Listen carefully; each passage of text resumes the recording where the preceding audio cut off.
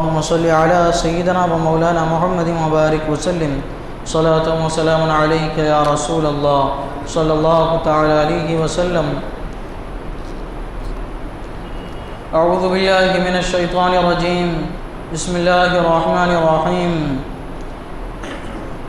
ساء مثلا للقوم الذين كذبوا بآياتنا وأنفسهم كانوا يظلمون. من يهد الله فهو المهتدي ومن يضلل فأولئك هم الخاسرون. کیا بری کہاوت ہے ان کی جنہوں نے ہماری آیتیں جھٹلائی اور اپنی ہی جانوں کا برا کرتے تھے.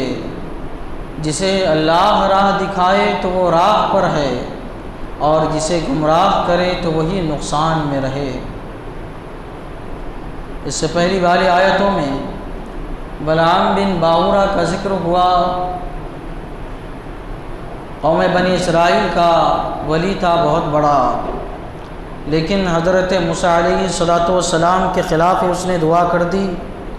مستجاب الدعوات تھا، متقی پرہیزگار تھا، کبھی اس کی کوئی دعا رد ہی نہیں ہوتی تھی.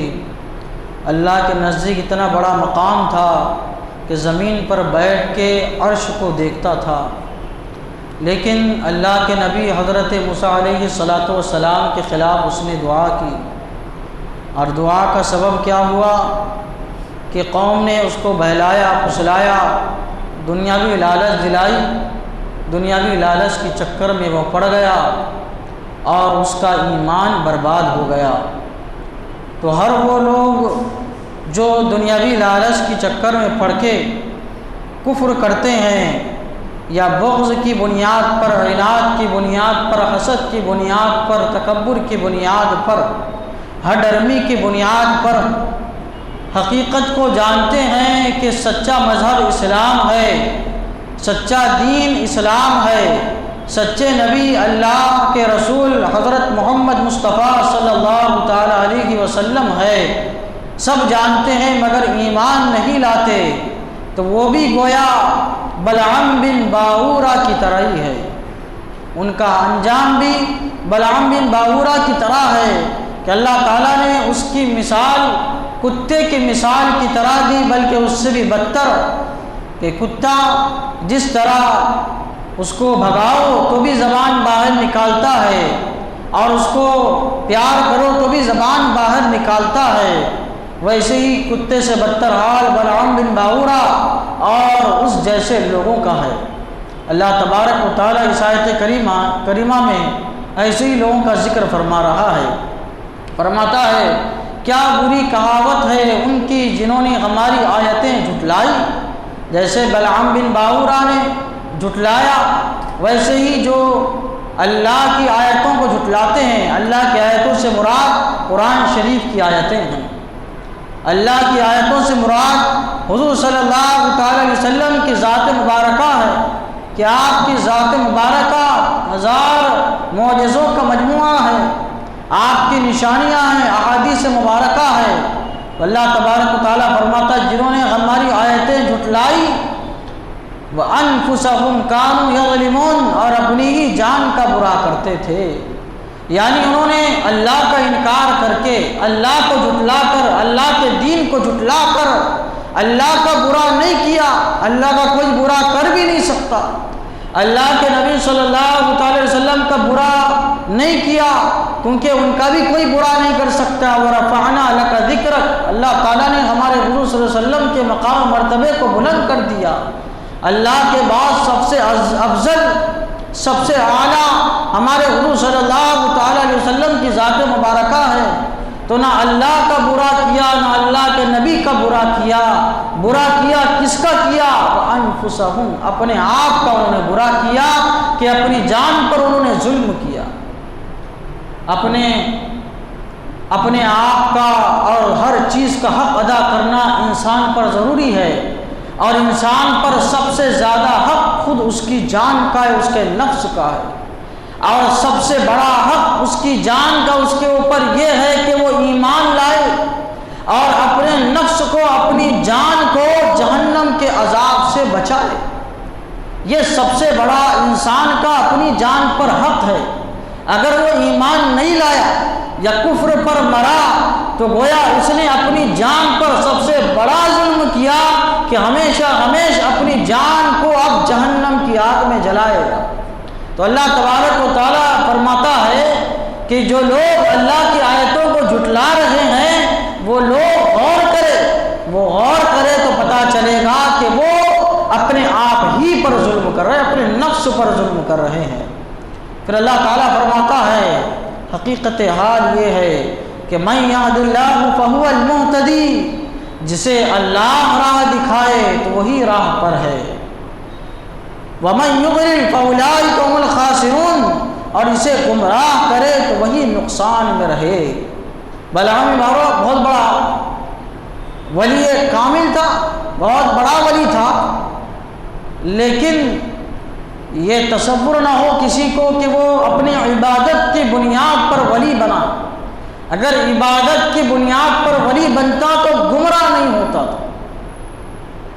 پتہ کیا چلا، وہ جو ولی بنا تھا، اللہ کا قرب اس نے حاصل کیا تھا، اس نے اللہ کی توفیق سے، اللہ کی ہدایت سے وہ چیزیں حاصل کی تھی۔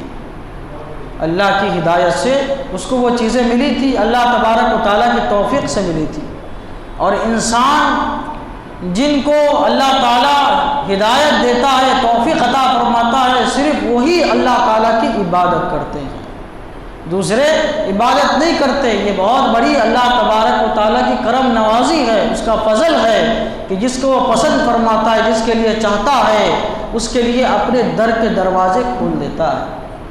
حدیث پاک میں ہے اللہ تعالیٰ نے ایک مخلوق کو پیدا کیا، ارشاد فرمایا یہ جنت کے لیے ہے۔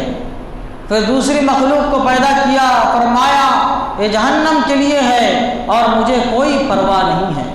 حضرت امام غزالی رحمۃ اللہ علیہ فرماتے ہیں کہ اللہ جس کو ہدایت عطا فرماتا ہے اس کے لیے نیک کام کے اسباب کو آسان کر دیتا ہے، نیکیاں اس کو اچھی لگنے لگتی ہے، یہ اللہ تعالیٰ کی توفیق سے ہوتا ہے۔ اور جس کے ساتھ اللہ تعالیٰ بھلائی کا ارادہ نہیں فرماتا تو اللہ تبارک و تعالیٰ اس کے لیے برائی کے اسباب آسان کر دیتا ہے۔ اب اس کو بھلائی کے بجائے برائی کی چیزیں اچھی لگتی ہے، اس کی طرف وہ رغبت کرتا ہے۔ پھر فرماتے حضرت امام غزالی رحمۃ اللہ علیہ اللہ تبارک و تعالیٰ اس کے دل پر شیطان کو مسلط کر دیتا ہے، اب وہ شیطان کے نردے میں آ جاتا ہے، جیسا شیطان چاہتا ہے وہ عمل کرتا رہتا ہے، آخر کار انجام اس کا یہ ہوتا ہے کہ وہ جہنم رسید ہو جاتا ہے۔ تو یہ جتنی چیزیں ہیں ساری کی ساری اللہ تعالیٰ کی ہدایت سے ہے۔ تو انسان کو چاہیے کہ عبادت کرے اور عبادت کرنے کے بعد اللہ تعالیٰ کا شکر ادا کرے کہ مولا تعالیٰ تیرا شکر ہے کہ تیری توفیق سے میں نے یہ عبادتیں مکمل کی، ادا کی، نہ کہ اپنی عبادت پہ تکبر کرے، غرور کرے۔ اللہ تعالیٰ فرماتا ہے جسے اللہ راہ دکھائے تو وہی راہ پر ہے۔ ہدایت بہت طرح کی ہے، ایمان کی ہدایت ہے، اعمال کی ہدایت ہے، افعال کی ہدایت ہے، احوال کی ساری ہدایتیں آ گئی۔ جسے اللہ تعالیٰ چاہتا ہے اسی کو راہ دکھاتا ہے۔ وَمَن يُضْلِلْ فَأُولَٰئِكَ هُمُ الْخَاسِرُونَ، اور جسے گمراہ کرے تو وہی نقصان میں رہے۔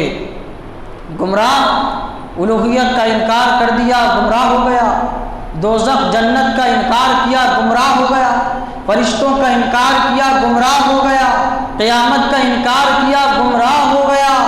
یہ ایک عقیدے کی گمراہی ہے اور ایک بدعملی کی بھی گمراہی ہے۔